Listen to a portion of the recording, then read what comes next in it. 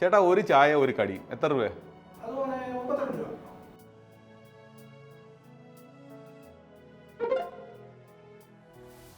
രാവിലെ ഒരു ചായ കുടിക്കാൻ വന്നതാണ്. ചായക്കും കടിക്കും കൂടി 32 രൂപ. പൈസ കൊടുത്തത് പതിവ് പോലെ ഗൂഗിൾ പേ ഉപയോഗിച്ച്. നിങ്ങളും ഇങ്ങനെയൊക്കെ തന്നെയല്ലേ പൈസ കൊടുക്കുന്നത്? UPI വഴി എത്ര എളുപ്പത്തിലാണ് നമ്മൾ പണം കൈമാറുന്നതല്ലേ? പക്ഷേ ഇതേ UPI ആപ്പുകൾ നമ്മുടെ അക്കൗണ്ടിലെ പണം കാലിയാക്കുന്നത് നമ്മൾ അറിയുന്നുണ്ടോ? പേഴ്സിൽ കാശ് കൊണ്ട് നടന്നിരുന്ന ഒരു കാലത്ത് കാശ് തീർന്ന് നമുക്ക് ഫീൽ ചെയ്തിരുന്നു. UPI ശീലമാക്കിയപ്പോൾ അക്കൗണ്ടിലെ കാശ് തീരുന്നത് നമ്മൾ അറിയുന്നുണ്ടോ? ഇൻസഫിഷ്യന്റ് ഫണ്ട് എന്ന് കാണുമ്പോൾ മാത്രമാണ് നമുക്ക് ഈ ഒരു ഫീൽ ഉണ്ടാകുന്നത്. പ്രധാനമന്ത്രി നരേന്ദ്രമോദി നോട്ട് റദ്ദാക്കിയ ശേഷമായിരുന്നു UPI ആപ്പുകളുടെ കുതിപ്പ്. ഇപ്പോഴത് നമ്മുടെ ജീവിതത്തിന്റെ ഭാഗമായി കഴിഞ്ഞു. 10 വർഷം കൊണ്ട് 8-ലധികം രാജ്യങ്ങളിലേക്ക് ചേക്കേറിയ UPIയുടെ കഥ, the great Indian UPI story. സ്വാഗതം മനോരമ ഓൺലൈൻ കാഷ്വൽ ടോക്കിലേക്ക്.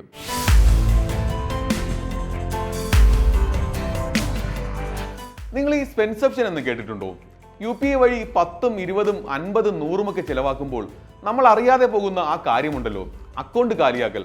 പണ്ട് പേഴ്സിൽ കാശ് കൊണ്ട് നടന്നിരുന്ന കാലത്ത് അങ്ങനെ ആയിരുന്നില്ല കാര്യം. പേഴ്സിലെ കാശ് തീരുന്നത് നമ്മളെ ടെൻഷൻ എടുപ്പിക്കുമായിരുന്നു. അത്തരം സന്ദർഭങ്ങളിൽ നമ്മൾ പണം ചെലവാക്കുന്നതും കുറച്ചിരുന്നു. എന്നാൽ ഡിജിറ്റൽ പേയ്മെന്റുകൾ നടത്തുമ്പോൾ സ്പെൻഡിങ് കുറയ്ക്കാൻ കഴിയാത്ത ഒരു മാനസികാവസ്ഥയിൽ നമ്മളെത്തി. ആധുനിക മനഃശാസ്ത്രത്തിൽ ആ അവസ്ഥയുടെ പേരാണ് ഞാൻ നേരത്തെ പറഞ്ഞ സ്പെൻസെപ്ഷൻ. നമുക്കെല്ലാം ഈ അസുഖമുണ്ട്. ഒന്ന് ചുറ്റുമുള്ളവരോട് ചോദിക്കൂ, അവർക്കും ഈ സ്പെൻസെപ്ഷൻ കാണും. എങ്ങനെയാണ് നമ്മളെ രാജ്യം സ്പെൻസെപ്ഷനിലേക്ക് തള്ളിയത്? ആ കഥ ഞാൻ പറഞ്ഞുതരാം. 2012 ഇന്ത്യക്ക് ഡിജിറ്റലായി പണമയക്കാൻ കഴിയുന്നൊരു സംവിധാനം വേണമെന്ന ആശയം ഉദിക്കുന്നത്. ആളുകൾക്ക് എളുപ്പത്തിൽ പണമിടപാട് നടത്താൻ കഴിയുന്നതിനൊപ്പം കള്ളപ്പണവും നികുതി വെട്ടിപ്പും തടയുകയായിരുന്നു ലക്ഷ്യം. 2015 ഇതിന്റെ പ്രാരംഭ നടപടികൾ തുടങ്ങി. 2016 UPI അല്ലെങ്കിൽ യൂണിഫൈഡ് പേയ്മെന്റ് ഇന്റർഫേസ് പരീക്ഷണം അന്നത്തെ RBI ഗവർണർ രഘുറാം രാജൻ തുടക്കം കുറിച്ചു. അക്കൊല്ലത്തെ സ്വാതന്ത്ര്യ ദിനത്തിൽ ഈ സംവിധാനം പൊതുജനങ്ങളിലേക്ക് എത്തി. സംഭവം സിമ്പിൾ ആയിരുന്നു. യുണീക്കായ UPI ID ഉപയോഗിച്ച് 2 ബാങ്ക് അക്കൗണ്ടുകളിൽ നിന്നും പണം ട്രാൻസ്ഫർ ചെയ്യുക. തുടക്കത്തിൽ ഇതെങ്ങനെ ഇന്ത്യ പോലുള്ളൊരു രാജ്യത്ത് നടക്കുമെന്ന് പലരും സംശയം പ്രകടിപ്പിച്ചു. ഇത് ശരിയാണെന്ന് തോന്നിപ്പിക്കുന്ന വിധത്തിലായിരുന്നു ആദ്യ വർഷത്തെ കണക്കുകൾ. ആ വർഷം നടന്നത് വെറും 2 കോടി ട്രാൻസാക്ഷനുകൾ മാത്രം. 2016 നോട്ട് നിരോധനവും പിന്നാലെ കോവിഡും വന്നതോടെ കഥയാകെ മാറി. കഴിഞ്ഞ സാമ്പത്തിക വർഷം, അതായത് 2025-26 എത്ര ട്രാൻസാക്ഷനുകളാണ് നടന്നതെന്ന് നിങ്ങൾക്കറിയാമോ? 24,162 കോടി ട്രാൻസാക്ഷനുകൾ. 10 വർഷം കൊണ്ട് 12,000 മടങ്ങ് വർധന. അന്ന് 7,000 കോടി രൂപയുടെ മാത്രം ഇടപാട് നടന്നെങ്കിൽ ഇന്നത് 314 ലക്ഷം കോടി രൂപയായി മാറി.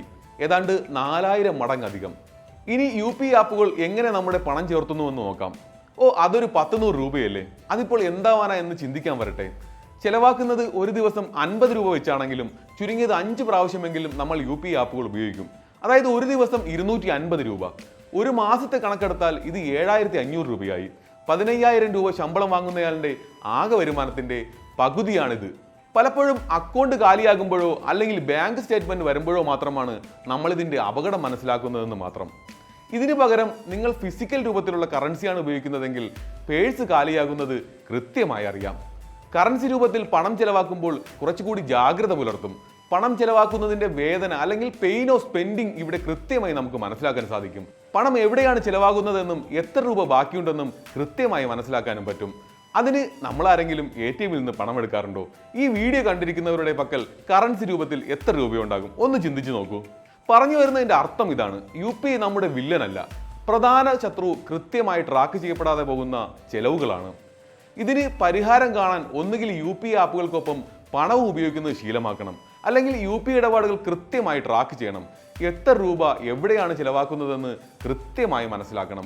മാസത്തിലൊരിക്കൽ അക്കൗണ്ട് പരിശോധിക്കുന്നതിന് പകരം കൃത്യമായ ഇടവേളകൾ, ചുരുങ്ങിയത് ആഴ്ചയിൽ ഒരിക്കലെങ്കിലും ഒരു തവണ നമ്മൾ ആത്മപരിശോധന നടത്തണം. അക്കൗണ്ടിൽ ഇനി എത്ര രൂപ ബാക്കിയുണ്ട്? ഈ UPI ട്രാൻസാക്ഷനുകൾ കൃത്യമായി ട്രാക്ക് ചെയ്ത് റിപ്പോർട്ട് തരുന്ന മൊബൈൽ ആപ്പുകളൊക്കെ ഇന്ന് ലഭ്യമാണ്. ഇനി ചോദ്യം നിങ്ങളോടാണ്. UPI ആപ്പുകൾ ഉപയോഗിക്കുമ്പോൾ ഇത്തരം പ്രശ്നങ്ങൾ ഉണ്ടാകുന്നതായി നിങ്ങൾക്ക് തോന്നിയിട്ടുണ്ടോ? ഇതിനെ നേരിടാൻ നിങ്ങൾ എന്തൊക്കെ ട്രിക്കുകളാണ് ഉപയോഗിക്കുന്നത്? കമന്റുകൾ പോരട്ടെ. ഒപ്പം ഒരു പരിധിയുമില്ലാതെ UPI ആപ്പുകൾ വഴി പണം ചെലവാക്കുന്ന ആ സുഹൃത്തിന് കൂടി ഈ വീഡിയോ അയച്ചു കൊടുക്കാനും മറക്കരുത്. This is Manorama online casual talk. സാമ്പത്തിക മേഖലയിലെ മറ്റൊരു പുതിയ വീഡിയോയുമായി അടുത്ത ആഴ്ച വീണ്ടും കാണാം.